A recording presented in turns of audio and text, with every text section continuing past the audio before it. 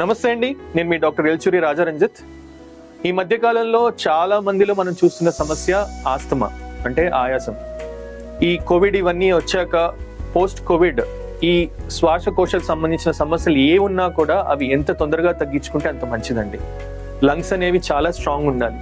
ఈ ఆస్తమాతో బాధపడుతున్న వాళ్ళకి ఒక సులువైన ఇంట్లో చేసుకోగలిగే చిట్కా నేను మీకు చెప్తాను, రాసుకోండి. ఇంత అల్లం ముక్క, ఒక 3 గ్రాముల అల్లం ముక్క తీసుకోండి. దాంట్లో ఒక 5 తులసాకులు, ఒక 5 మిరియాలు, ఈ 3 కలిపి మెత్తగా దంచండి. దంచిన తర్వాత ఒక 2 కప్పుల వాటర్ తీసుకొని వీటిని వేసి ఆ వాటర్ని మరిగించండి.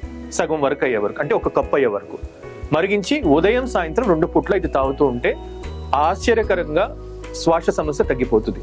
మీరే చెప్తారు ఏంటంటే చాలా సులువైంది కదండి. మిరియాలు ఒక 5, తులసాకులు ఒక 5, కొంచెం ఒక చిన్న అల్లం ముక్క, ఈ మూడింటిని మెత్తగా దంచేసేసి ఒక 2 కప్పుల్లో ఇది వేసేసి సగం వరకు మిగిలే వరకు దాన్ని మనం మరగపెట్టేసేసి ఉదయం సాయంత్రం తాగాలి. ఇది చేస్తూ ఒక కప్పు గోరువెచ్చని పాలల్లో ఒక 1/2 చెంచా పసుపు వేసి ప్రతిరోజు తాగండి ఒక పూట. అలాగే ఒక పూట ఆవిరి పట్టండి. వేడి నీళ్ళల్లో కొంచెం పసుపు, అలాగే మన దగ్గర ఓమార్కం అని దొరుకుద్ది, ఓమార్కం ఒక 2-3 చుక్కలు వేసి ఆవిరి పడుతూ ఉంటే చాలా తొందరగా మీరు ఈ సమస్య నుంచి బయటపడవచ్చు. ఈ 3 పాటించండి.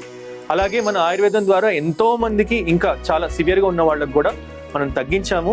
ఇంకా ప్రాబ్లమ్ సివియర్ గా ఉంటే అన్ని రిపోర్ట్స్ తీసుకొని మా దగ్గరికి రండి, మేము తగ్గిస్తాము. చాలా మందికి తగ్గించాము. గత 27 ఏళ్లుగా ఆయుర్వేదంతో ఆస్తమా తగ్గని వాళ్ళంటూ ఎవరు లేరు. సో మీరు పాటించండి, జాగ్రత్తగా ఉండండి. జై ఆయుర్వేదం, జై జై ఆయుర్వేదం.